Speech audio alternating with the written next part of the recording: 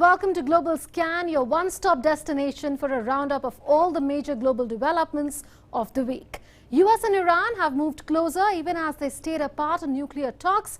US President Joe Biden has unveiled his first attempts to curb gun violence in the wake of a spate of mass shootings in Texas, and Russian President Vladimir Putin has approved a legislation allowing him to potentially remain in power until the age of 83. All that and more in Global Scan. Let's get started with the top stories. Prime Minister Narendra Modi holds a high-level virtual event with the President of Seychelles, Wawel Ramkalawan, jointly inaugurate new Magistrates Court building and other development and security projects funded by India for Seychelles. Myanmar's UK ambassador locked out of London embassy days after calling for the release of Suu Kyi and ousted President Win Myint, drawing praise for his courage from British Foreign Minister Dominic Raab. Jordan's King Abdullah appears in public, says crisis with half-brother and former heir Prince Hamza is over and sedition charge stands squashed against him. Truce reached after Prince Hamza pledges allegiance to King Abdullah. Another mass shooting rocks the US. One person killed and several others wounded as gunman opens fire at Kent Moore Cabinets in Bryan in Central Texas. Suspect in custody. President Biden formally announces a series of executive orders aimed at ending gun violence in America. Russian President Vladimir Putin approves legislation paving the way to keep him in office in the Kremlin till 2036. Changes in legislation were backed in a public vote last summer. Law paves the way for Putin to potentially remain in power until the age of 83. Let's get started with news from the Americas.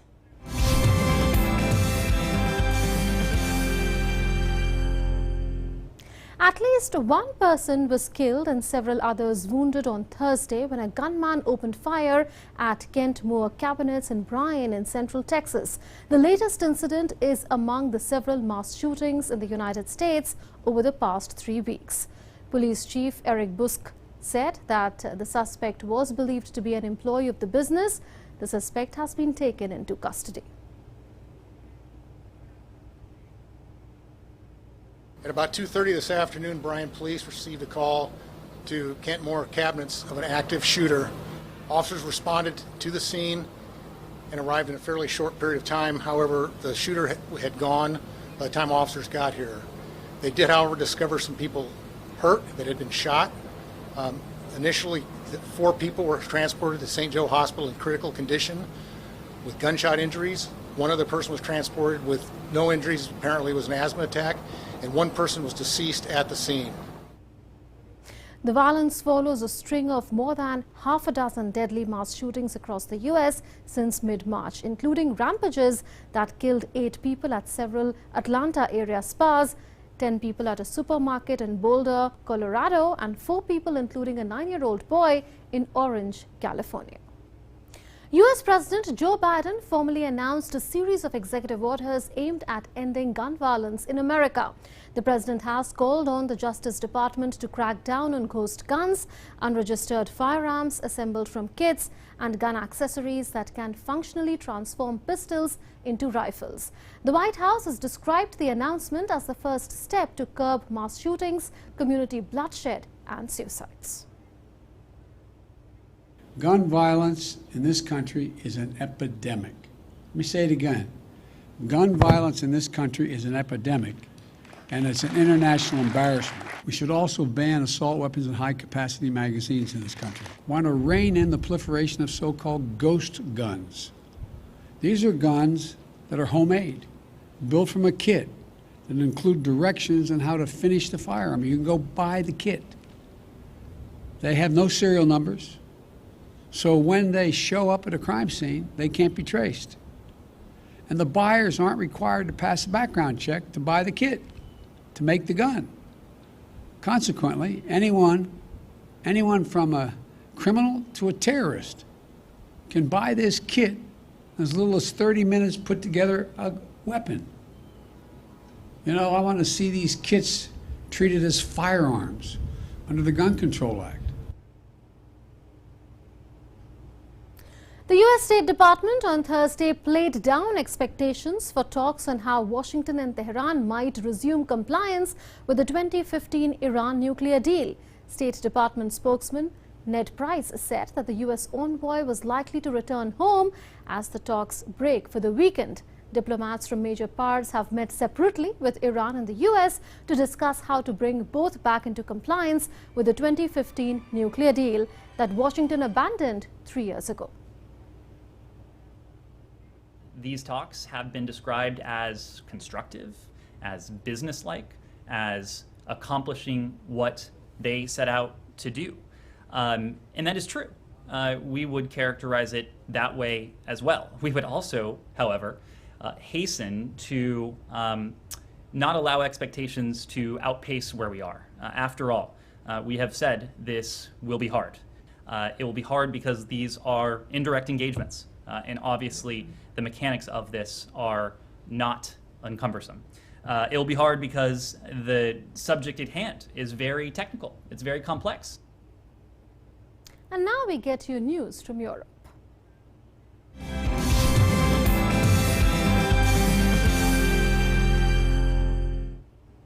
Russian President Vladimir Putin on Monday approved a legislation allowing himself to stay in office in the Kremlin until 2036. Putin has run the country for more than 20 years, which is the longest time a leader has been in power since Soviet leader Joseph Stalin.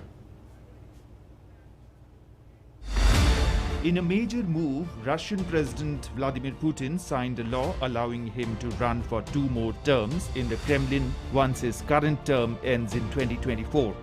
This legislation will keep him in office in the Kremlin until 2036 and allows him to run for 2 more 6-year terms once his current stint ends in 2024. The changes in legislation were backed in a public vote last summer and now allows 68-year-old Putin to potentially remain in power until the age of 83. He is currently serving his 2nd consecutive term as president and his 4th in total. The critics call this reform as a constitutional coup.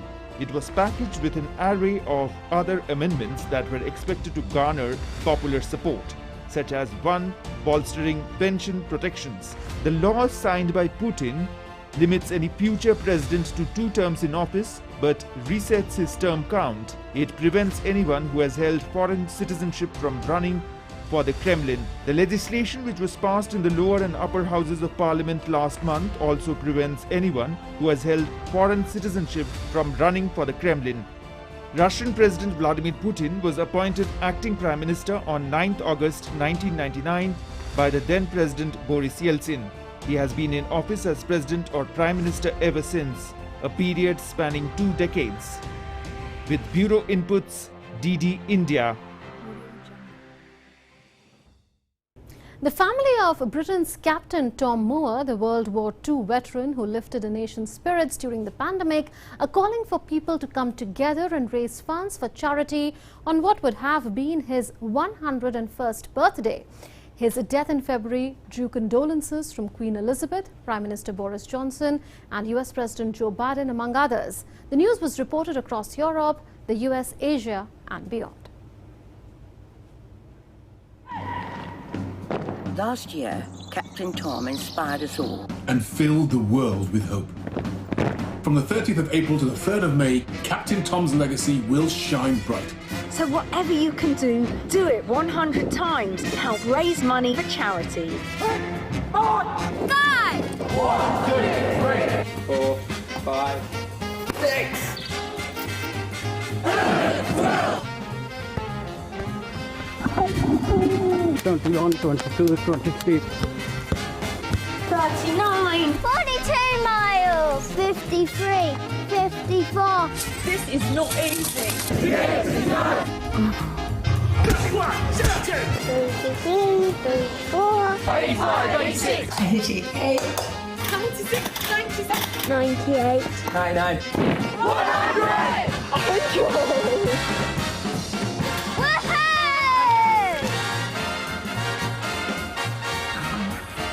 Now it's your turn. Stream up your 100 challenge. Fundraise or donate to a charity of your choice. And post your 100 with the hashtag CaptainTom100. So together, we can continue what my father started.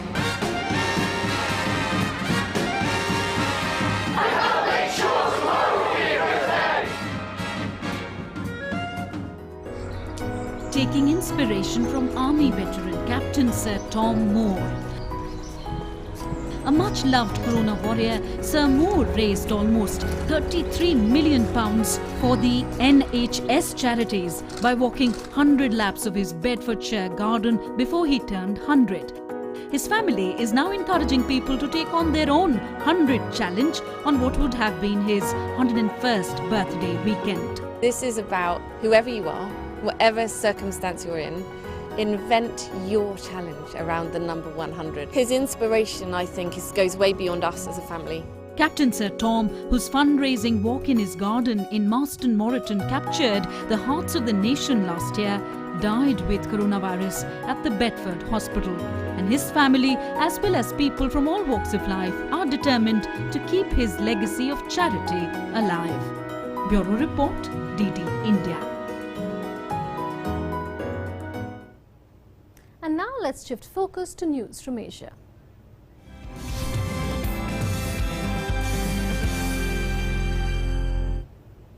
Russia's Foreign Minister Sergei Lavrov held talks with External Affairs Minister S. Jaishankar on Tuesday in New Delhi. They reviewed the status of cooperation on a number of issues including defense, space and nuclear energy. Lavrov's visit prepared the ground for President Vladimir Putin's visit to India for the annual India-Russia summit later this year.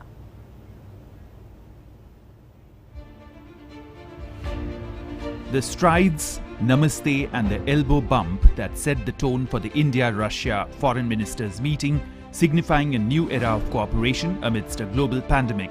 The bonhomie was evident even as External Affairs Minister Dr. S. Jaishankar and Russian Foreign Minister Sergei Lavrov got down to hard diplomacy. Though the world has changed in the last 7 decades and there have been different governments at both ends, we are both cognizant of the multipolar and rebalanced nature of international relations today. We both understand the importance of our relationship to global peace, security and stability. These ties are valuable, mutually respectful, and they are not subjected to political fluctuations. We noted with satisfaction that despite the pandemic, we were able to preserve the dynamic bilateral political dialogue. We agreed to joint efforts to overcome the declining mutual trade caused by the pandemic. Even as Lavrov carried President Vladimir Putin's message for Prime Minister Narendra Modi, the two leaders laid the groundwork for the upcoming visit of President Putin to India for the India-Russia annual summit. The two sides discussed cooperation across a range of sectors, from cooperation in the fields of nuclear and defense, Russian support on Gaganyaan, to discussions on the manufacturing of Russia's Sputnik V vaccine in India. Multifaceted areas of mutual interest were taken up.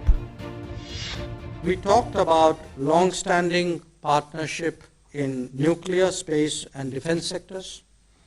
We assessed positively our economic cooperation, noting the new opportunities in Russia and Far East. We spoke of connectivity, including the International North-South Transport Corridor and the Chennai-Vladivostok Eastern Maritime Corridor. Our rapidly expanding energy cooperation that now includes long-term commitments was also on the agenda. We hope to launch as soon as possible talks on the free trade area between India and Eurasian Economic Union based on mutual benefit. We discussed bilateral military cooperation, including state-of-the-art weapons manufacturing. I'm sure that the deepening of the Russian-Indian military cooperation serves national interests of both countries. Not just bilateral issues, but emerging regional dynamics were also discussed in a free and frank atmosphere. The two sides shared their perspectives on the political settlement in Afghanistan, as well as securing the Indo-Pacific. For India, what happens in Afghanistan impacts its security directly. I shared our approach that a durable peace there would require harmonizing interests of all, both within and around that country. The peace process must be based on foundational principles to which we all subscribe, and a political solution should mean an independent, sovereign, united and democratic Afghanistan. I shared our viewpoint on the Indo-Pacific, as our Prime Minister pointed out at the Shangri-La dialogue some years ago. Contemporary challenges require countries to work together in new and different ways. Such cooperation also reflects the multipolar and rebalanced character of global politics. The exchange of views on thorny issues of today shows proximity or similarity of our stances. We discuss such issues as peaceful settlement in Afghanistan, Syrian crisis, situation around Iran's nuclear program, situation in Myanmar. We also discussed the situation in the Eurasian continent and in Asia-Pacific in general. UNSC reforms, G20, ASEAN, situation in Myanmar, the Iran nuclear deal, and a need for increased vaccine cooperation also figured prominently in the talks between S. Jaishankar and Sergei Lavrov. In the words of Dr. S. Jaishankar, despite the COVID pandemic, I'm very glad to see we've actually sustained our contacts in this period. Prime Minister Modi and President Putin have held 4 telephonic conversations last year. Despite the pandemic and its global fallout, the Russian Foreign Minister's India visit is a clear indication of the strength of India-Russia ties. Tapas Bhattacharya and Amritpal Singh's report for DD India. India has been a time-tested partner for Seychelles and the island nations' quest to secure its maritime boundaries and ensure sustainable development and progress of its people. The spirit of shared values and mutual respect saw India's Prime Minister Narendra Modi and Seychelles President Vavel Ramkalawan jointly inaugurate 4 key projects, which also included the handing over of a Made in India fast patrol vessel to the Seychelles Coast Guard. Here's more. A landmark high-level virtual event was held on Thursday between India and Seychelles. It saw India's Prime Minister Narendra Modi and Seychelles President Vavel Ramkalawan jointly inaugurate a new Magistrates Court building, hand over a fast patrol vessel to Seychelles Coast Guard, hand over a 1 megawatt solar power plant, and unveiling of 10 high-impact community development projects. The Prime Minister noted that the new Magistrates Court building in Seychelles' capital Victoria is India's first major civil infrastructure project in the Indian Ocean region nation, built with $3.4 million grant assistance during tough COVID times. We are happy to have contributed towards the construction of the new Magistrates Court building in Seychelles. This state-of-the-art building has been completed even during these testing times of COVID-19 pandemic. I'm sure that it will be long remembered as a symbol of our deep and abiding friendship. The 50-meter fast patrol vessel called PS Zoroaster is a modern and fully equipped naval ship made in India by GRSE Kolkata. It has been gifted to Seychelles under Indian grant assistance to strengthen its maritime surveillance capabilities with its 35 knots top speed. It is the 4th patrol vessel gifted by India to Seychelles. The 1 megawatt ground-mounted solar power plant at the Romainville island of Seychelles has been completed as part of the solar PV democratization project being implemented in Seychelles by the Government of India under grant assistance to help Seychelles attain its sustainable development goals. The virtual event also saw the handing over of 10 high-impact community development projects implemented by the Indian High Commission in collaboration with local bodies and institutions for the socio-economic development of local communities. India is honored to have played the role of a strong partner of Seychelles in its fight against COVID pandemic. During times of need, we were able to supply essential medicines and 50,000 doses of made in India vaccine to Seychelles. Seychelles was the first African country to receive the made in India COVID-19 vaccines. I wish to assure President Ram Kalawanji that India will continue to stand firmly with Seychelles in its efforts for post-COVID economic recovery. Seychelles President Ram Kalawan expressed gratitude for India's help in not only implementing the projects, but also the assistance it gave with medicines, essential supplies and vaccines during the COVID-19 period. The sincere appreciation of the government of Seychelles and my deep gratitude for your unfailing support and solidarity to our country. You have always embraced this legacy and you continue to do so. What better example of Indian solidarity than your spontaneous donation of 50,000 doses of Covishield vaccine to Seychelles in January 2021.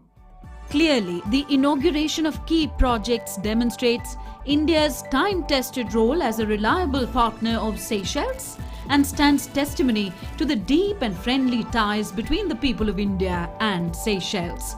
Bureau Report, DD India. Aides of Philippines President Rodrigo Duterte on Monday criticized China for what they called territorial incursions by hundreds of its vessels, which his legal counsel warned could damage ties and lead to unwanted hostilities. Hundreds of Chinese vessels believed to be manned by militias in the South China Sea have spread to a wider area, defying demand for the flotilla to be withdrawn immediately.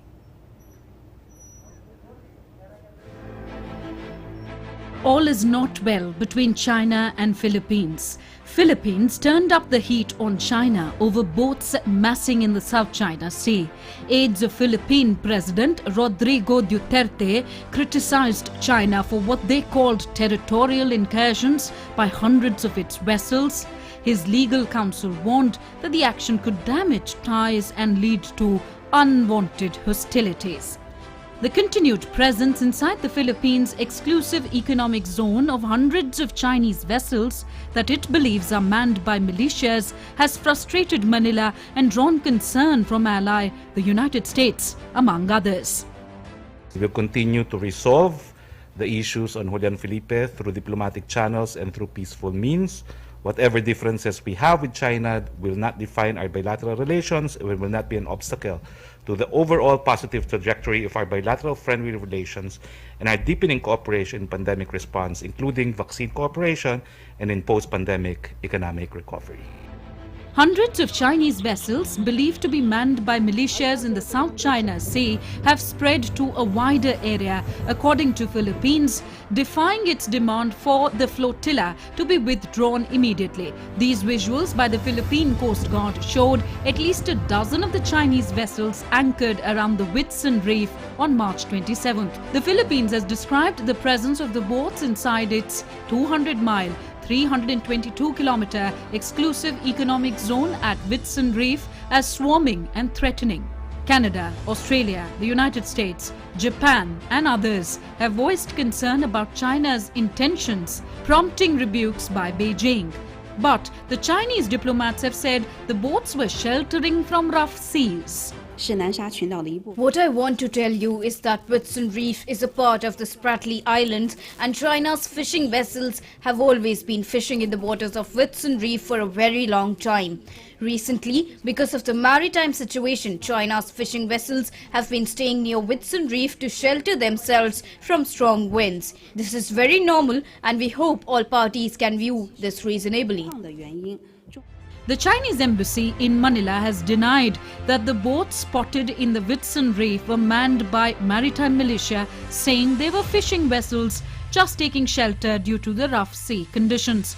The Philippines last month filed a diplomatic protest over a swarming and threatening presence of 220 Chinese vessels it believed to be manned by militias at the Whitsun Reef a stance backed by ally the United States. With bureau inputs, DD India. Jordan's King Abdullah made a public appearance assuring that the crisis with his half-brother Prince Hamza is over. This comes after the government had accused Hamza, a former crown prince who was sidelined as heir to the throne in 2004, of involvement in a conspiracy to destabilize the kingdom's security. The truce happened after Prince Hamza pledged allegiance to King Abdullah on Tuesday after mediation by the royal family. They say all's well that ends well. Jordan's King Abdullah claims crisis is over with half-brother. Jordan's king finally broke his silence and said that the worst political crisis in decades, sparked by an alleged plot involving his half-brother Prince Hamza, was over. He met with European Commission President Ursula von der Leyen on the 7th of April after releasing a statement saying that sedition had been quashed after a rift with his half-brother and former heir Prince Hamza. Speaking on social media following their meeting, von der Leyen also said that they had spoken about the future cooperation between the EU and Jordan. Prince Hamza pledged allegiance to King Abdullah on the 6th of April after mediation by the royal family. Jordan was also witnessing political crisis. Tensions within the royal household were clearly visible. Former Crown Prince of Jordan had accused of trying to mobilize tribal leaders against the government. Jordan's Deputy Prime Minister Ayman Safadi said on 4th of April that King Abdullah's half-brother and former Crown Prince, Prince Hamza, liaised with foreign parties over a plot to destabilize the country and had been under investigation. Jordan's military has told Prince Hamza bin Hussein to halt actions targeting security and stability. In a statement published by the state news agency, the military said the warning to Prince Hamza was part of a broader ongoing security investigation in which a former minister, a junior member of the royal family, and unnamed others were detained. Prince Hamza said in a video recording that he was under house arrest and had been told to stay at home and not contact anyone. But the army chief Yusuf Honeti denied reports. Jordan, whose royal family traces its lineage back to the Prophet Muhammad, has been ruled since 1999 by 59-year-old Abdullah II, the oldest son of the revered late King Hussein and his second wife, the British-born Princess Muna. Hamza is the son of Hussein and Queen Noor, his American-born fourth wife. Widely considered Hussein's favorite child, Hamza was made Crown Prince of Jordan in the 1999 year, which is also the year of the former king's death.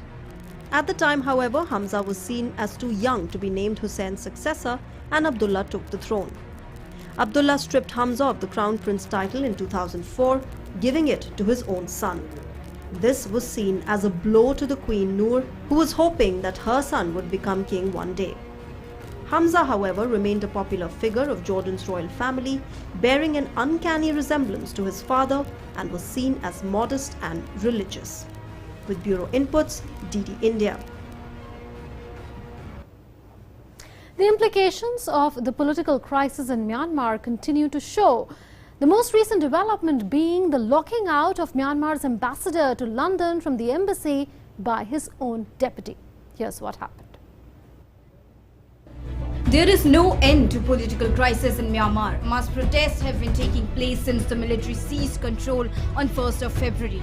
Now, Myanmar's ambassador to London was locked out of the embassy on 7th of April, and sources said his deputy had shut him out of the building and taken charge on behalf of the military. And all this because London ambassador Koi Zwar Min has broken ranks with the ruling junta in recent weeks, calling for the release of detained civilian leader Aung San Suu Kyi. Four diplomatics said that Deputy Ambassador Shrit Wun had taken over as charge the affairs, and he and the military attaché had locked the ambassador out of the building. You can see that, they occupy my building. I'm Minister of Myanmar, here. Not the government, resident. This is my building, I need to go inside. That's why I'm waiting here. Okay. Britain has sanctioned members of Myanmar's military and some of its business interests in wake of the coup and has demanded the restoration of democracy. At least 581 people in Myanmar have been killed since the country's military seized control, said a Myanmar-based civil rights group. Myanmar's military seized power on 1st of February, ousting the elected government of Aung San Suu Kyi. In response to the coup, civilians groups across the country launched a civil disobedience campaign with mass demonstrations and sit-ins. Bureau Report, DD India.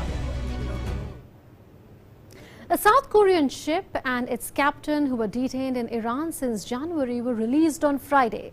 The chemical tanker was seized in the Strait of Hormuz off Oman by Iranian authorities, who accused it of polluting the waters with chemicals. In February, Iran had agreed to free all of the ship's 20 crew members except for the captain, but the issue triggered a diplomatic spat after Iran demanded that Seoul release $7 billion in funds frozen in South Korean banks because of US sanctions. The South Korean Foreign Ministry has made no mention of the demand in its statement. And now the lesser-known stories that make news but not headlines in Beyond Headlines.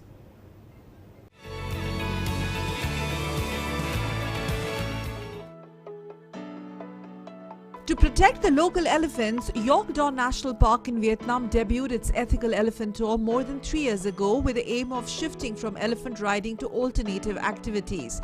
York Don National Park is Vietnam's second largest national park and also home to a large number of domesticated elephants that used to be employed in tourism activities.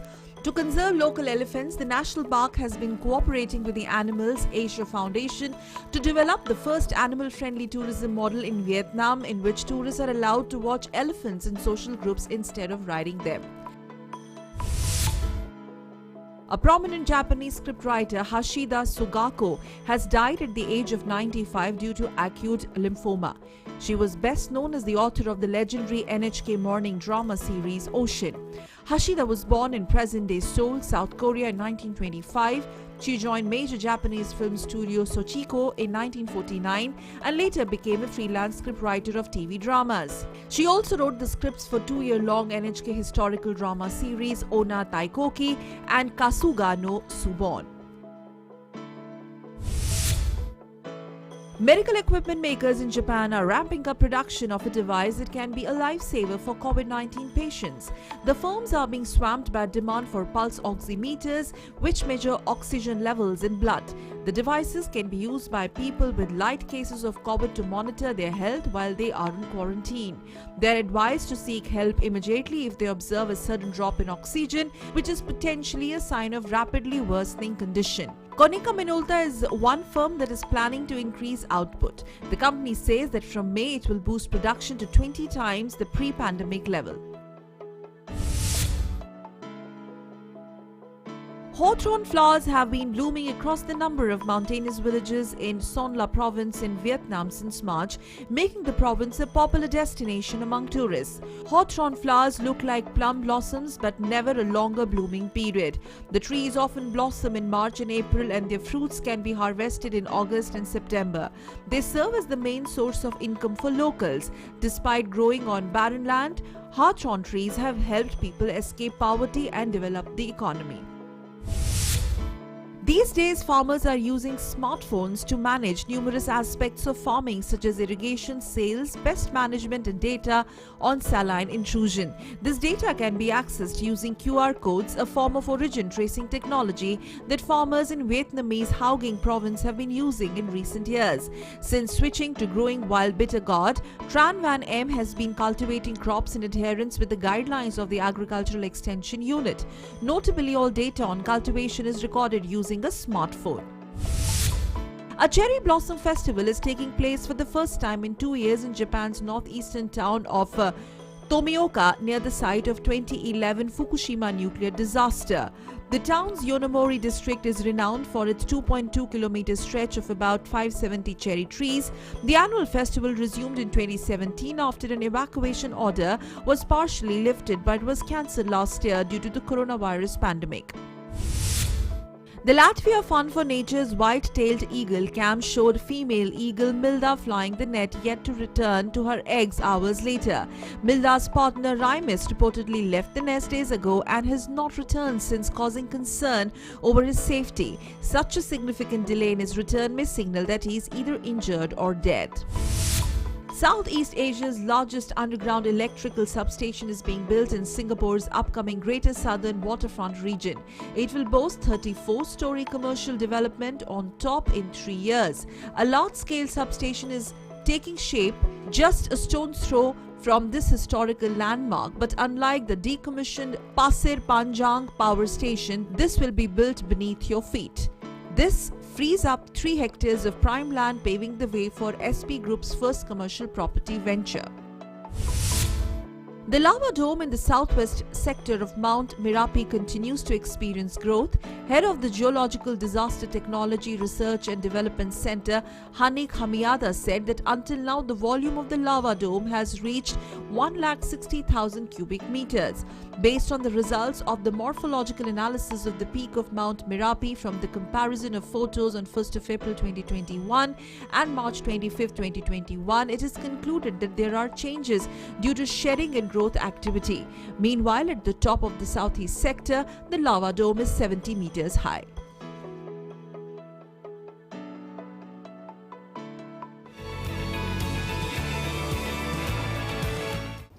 Let's turn the pages of history now to see the major international developments that happened this week in history.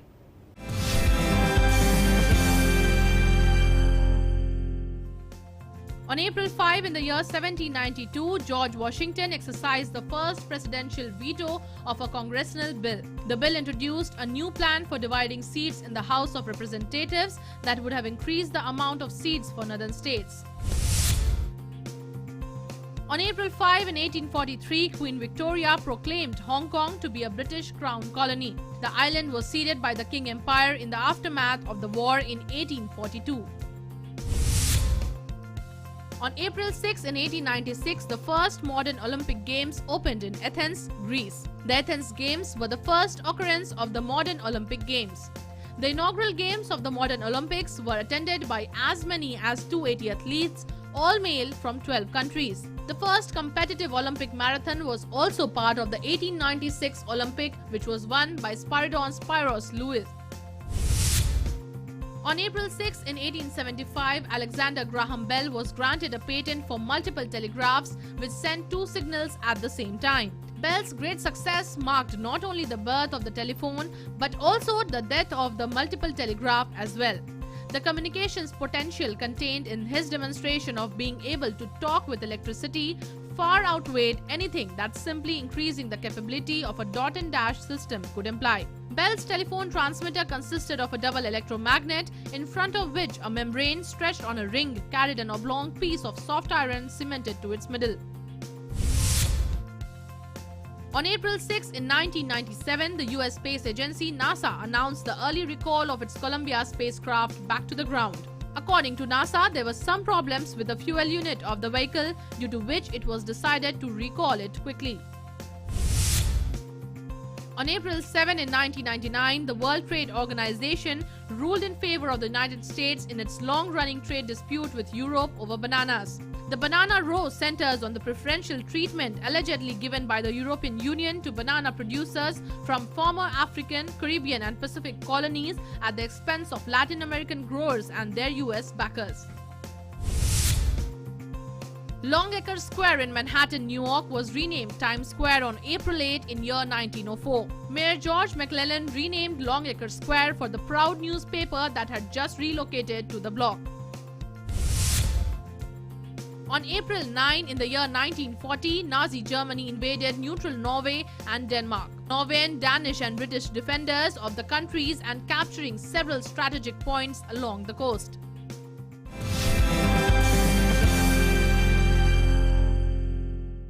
Concern voiced by the WHO over lack of equitable distribution of COVID-19 vaccines hurting some parts of the world and more in COVID scan.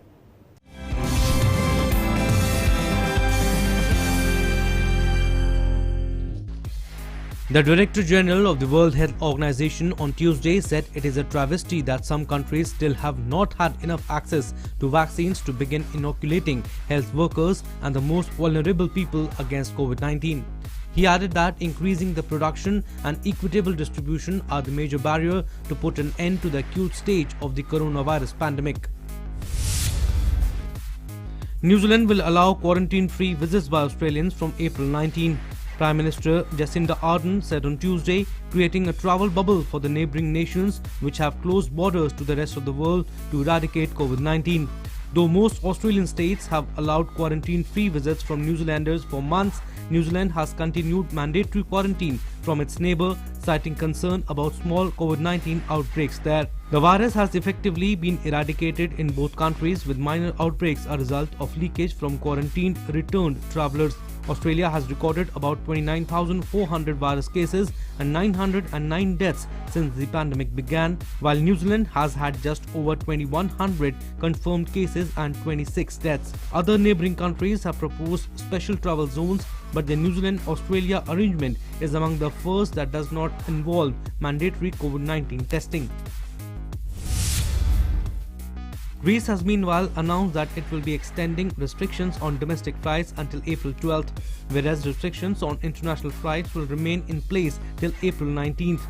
The announcement comes in the wake of surging cases of new COVID-19 variants across the world. As per the restrictions, all those flying to Greece must have a negative PCR test report, which they had undergone 72 hours before arrival, and will also have to undergo random testing for COVID-19.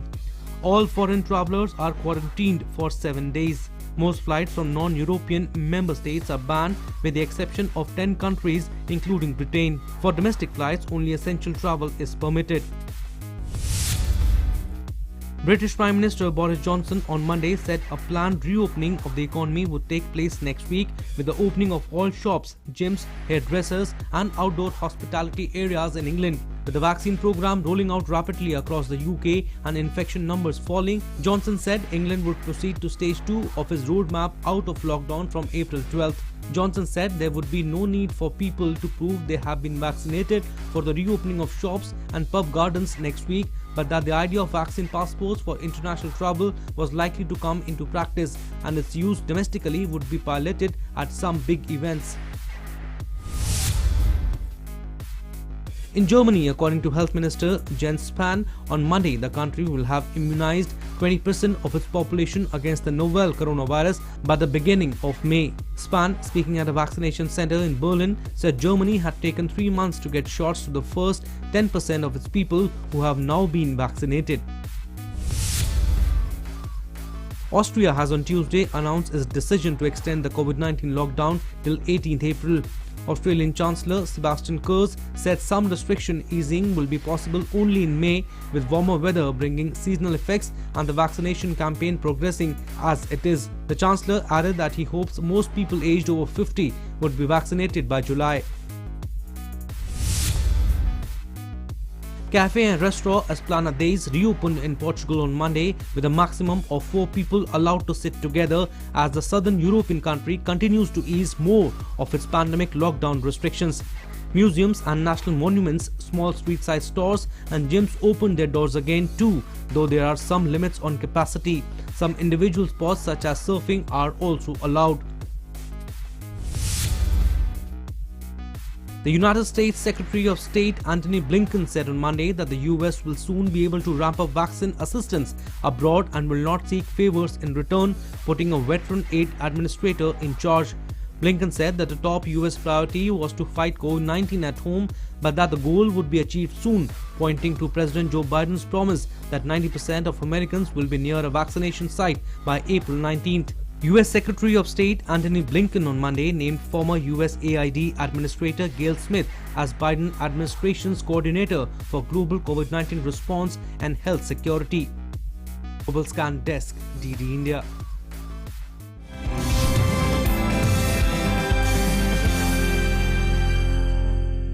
Brazil seems to have been badly hit by the new wave of COVID-19. Its seriously critical patients and death toll per million population are on par with the US. More in this report. Brazil is all set to surpass the United States as it witnesses a dangerous surge of COVID-19 deaths. The fatalities climbed for the first time above 4,000 in just 24 hours on Tuesday. Nearly 337,000 lives lost to the pandemic. Brazil's COVID-19 death toll now only trails the US. The health system is on the brink of collapse in many areas. Hospitals are overcrowded. People dying as they wait for the treatment in some cities. Patients are occupying more than 90% of intensive care unit beds. Short supplies of oxygen and sedatives have also been reported in many cities. The only reason behind this uncontrolled outbreak is a more contagious local variant and minimal social distancing efforts. Now, President Jair Bolsonaro has begun embracing vaccines he once scorned. He's under tremendous political pressure to act. Despite all these, he still continues to fight in the courts against social distancing restrictions. He argues that the damage to the economy would be worse than the effects of the virus. Poverty in Brazil has tripled in 2021, according to the Getúlio Vargas Foundation. Nearly 17 million of Brazil's population were dragged into poverty in the first quarter of the year by the brutal effects of the coronavirus pandemic. Researchers estimate that 12.8% of Brazil's population, some 27 million people, are now living below the poverty line, the most since the series began a decade ago. The cut in financial aid in the last 4 months has hit Brazilians. From April to December, almost 66 million other Brazilians received the government's most generous cash transfer program ever, emergency aid to help the most vulnerable through the pandemic. The emergency aid softened the economic blow of the coronavirus, and this boosted President Jair Bolsonaro's popularity, but its expiration at the end of 2020 is unraveling many of those effects. With an eye on the next year's presidential election, Bolsonaro has been so keen to extend the aid program, even if it wreaks havoc on the public finances. The new aid package, starting in April, will provide 4 monthly transfers of an average of 250 reals, that is $4,466 to a narrower set of informal workers. Bureau Report, DD India. Osaka Prefecture in southwest Japan has seen record numbers of daily COVID cases, logging 719 on Tuesday. Cases are expected to surpass 800 this Wednesday. The prefectural government implemented stricter control measures this week and is preparing to raise its alert level. For more, we go over to our correspondent in Japan, Foibo Amoroso. Residents in the city of Osaka would have noticed something a bit different on Monday night. There were many police patrolling the streets in the central districts where there are many eateries and bars to see whether these establishments are complying with new pre-emergency or quasi-emergency rules. These regulations require establishments to shut by 8 p.m. to make sure diners are divided by plastic screens, to make sure that any customers are wearing masks all the time except for when they are eating or drinking something. And it's the first time that strict regulations have come into effect outside of a state of emergency, and this was made possible by a change in the law in February. Hyogo Prefecture and Osaka Prefecture, both in the southwest, are seeing greater numbers of daily COVID-19 cases, with particular concerns over the new UK variant. And Osaka Prefecture is now contemplating announcing a medical state of emergency and raising the alert level to red as hospital bed occupancy rates are creeping upwards. Now, these declarations are largely symbolic. They're meant as a warning to the citizens to take extra care and precautions, but clearly there are discussions going on about how to move forward and make sure that the numbers start going down again. The week started with Prime Minister Suga saying that we are not in a fourth wave yet in Japan, but we need to be extra vigilant. But at the same time, Omi Shigeru, who's the head of the government advisory panel on coronavirus infections, is warning that people are growing a little bit relaxed. They were seeing an increase in people traffic. And for example, in Tokyo, we'll see the effect of the state of emergency being lifted in about 2 weeks' time. So there are some very serious discussions among authorities as how best to proceed. Despite the challenges in these tough times, there is some reason to cheer. Meet Carmen Hernandez, 104 years old and a double COVID survivor, having defeated the disease twice, once in June 2020 and again in March 2021. Meet this 104-year-old woman from northern Colombia. A true winner, she has defeated COVID-19 not once but twice. Carmen Hernandez received an ovation from hospital staff as she was discharged after spending 21 days in the hospital fighting the infectious disease. She was diagnosed with COVID-19 for the first time in June 2020 and was treated in her San Jose nursing home, where she lived for 25 years. She is an elderly patient with an excellent physical capacity because she resisted the virus for the second time. The first time she was isolated in her nursing home. This time we have the support of the Canelon's clinic. Thank God she has done very well and she has beaten the virus. A 104-year-old patient was hospitalized for 21 days. Our doctors classified the case as a reinfection. Fortunately, she recovered quite well. It was a solid work of the scientific team and respiratory therapy team. We are claiming victory and we say that this patient has recovered and is going home with the best condition.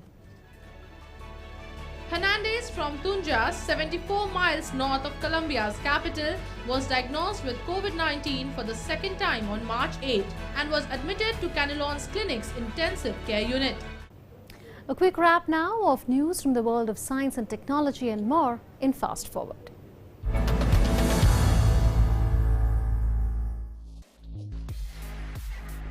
NASA's Mars helicopter Ingenuity has survived its first frigid night alone on the Red Planet. The Perseverance rover, which landed safely in the Jezero crater on the Martian surface on February 18th, has been carrying Ingenuity in its belly as mission teams prepare for the craft's first flight, which is set to take place no sooner than April 11th. Ingenuity has to survive temperatures as low as -90°C on the Martian surface. However, despite the fact that these extreme temperatures could freeze and crack the craft's onboard batteries or other electrical components, the 1.8 kilogram helicopter survived its first chilly night. There are still a number of tasks that the mission team will have to accomplish before Ingenuity is ready to fly. NASA's Osiris-Rex mission is on the brink of discovering the extent of the mess it made on asteroid Bennu's surface during last fall's sample collection event. The Osiris-Rex spacecraft will today get one last close encounter with Bennu as it performs a final flyover to capture images of the asteroid surface. While performing the flyover, the spacecraft will observe Bennu from a distance of about 2.3 miles. The Osiris-Rex team decided to add this last flyover after Bennu's surface was significantly disturbed by the sample collection event. Osiris-Rex is the third mission in NASA's New Frontiers program, which is managed by NASA's Marshall Space Flight Center in Huntsville, Alabama for the agency's Science Mission Directorate in Washington. European Union Council President Charles Michel has called for the departure of all foreign fighters from Libya during his visit to the capital city of Tripoli. He urged the Libyan political and armed factions to seize the unique opportunity to build a sovereign, stable and prosperous country. Pope Francis urged countries in his Easter message to quicken distribution of COVID vaccines, particularly to the world's poor, and called armed conflict and military spending during a pandemic scandalous. The Pope praised medical workers, sympathized with young people unable to attend school, and said that everyone was called to combat the pandemic. Pope Francis called for peace in several conflict areas in Africa, including the Tigray region of northern Ethiopia and Cabo Delgado province of Mozambique. A leak at a wastewater reservoir at the site of a defunct phosphate plant south of Tampa forced the evacuation of hundreds of homes and threatened to flood the area and Tampa Bay with polluted water. Worsening of a week-old leak in the containment wall of the 480 million gallon Piney Point wastewater reservoir prompted the Florida Governor Ron DeSantis to declare a state of emergency over concerns of the possible collapse of stacks of phosphogypsum waste, primarily from fertilizer manufacturing at the plant. Amid the heightened threat, Manatee County Public Safety Department expanded an evacuation order to hundreds of homes in the surrounding area. Florida's Department of Environmental Protection Agency's Secretary Noah Wallenstein has said that the potential environmental disaster's primary threat is to human health. Turkish President Recep Tayyip Erdogan has said that a statement by former admirals warning that his plans for a new canal in Istanbul put the Montreux Convention Maritime Accord in jeopardy was hinting at a political coup. Erdogan, however, expressed his commitment to the 1936 agreement that gives his country control over the Bosphorus and Dardanelles Straits within its borders. His remarks come as authorities detained 10 retired admirals for signing a statement in support of the 85-year-old Maritime Accord, accusing them of conspiring against the constitutional order. Erdogan is planning to build a 45-kilometer-long canal to the west of the natural route in Bosphorus. A US court has postponed the in-person extradition hearing of Pakistani-origin Canadian businessman Tahawwur Rana, who is sought for his involvement in the 2008 Mumbai terrorist attack from April 22nd to June 24th. The US District Court judge in Los Angeles, Jacqueline Chulijian, in her order on Monday, moved the in-person extradition hearing of the 59-year-old Rana to India to June 24th. The court's order came after a conference between Rana's lawyers and those representing the US government. During the conference, the two sides agreed to hold the in-person hearing of Rana on June 24th. Chilean President Sebastián Piñera enacted on Tuesday the law that postpones the Constitutional Assembly election for 5 weeks due to a rise in COVID-19 cases in the country. The election was scheduled for 10th and 11th of April. It will now be held on 15th and 16th of May. The vote is to elect not only the members of the Constituent Assembly who are in charge of writing a fresh constitution, but also the governors and mayors. Global Scan Desk, DD India.